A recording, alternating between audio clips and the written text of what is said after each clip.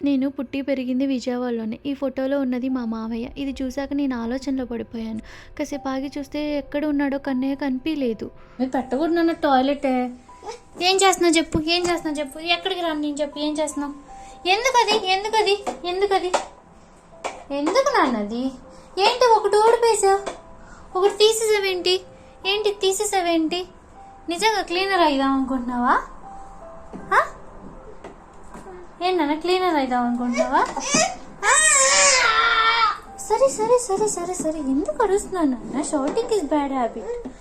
చివరికి బాత్రూంలో ఉన్నాడు. మేము కెండాలో ఉన్నామని కానీ మా మనసంతా విజయవాడలోనే ఉంది.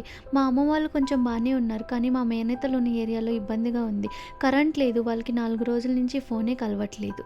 చుట్టుపక్కల ఉన్న సహాయం చేసిన వాళ్ళందరికీ చాలా థ్యాంక్స్. అలాగే గవర్నమెంట్ కూడా, అలాగే యూట్యూబర్స్ కూడా వాళ్ళ పరిస్థితిని మాకు వీడియో రూపంగా చెప్పినందుకు చాలా చాలా థ్యాంక్స్.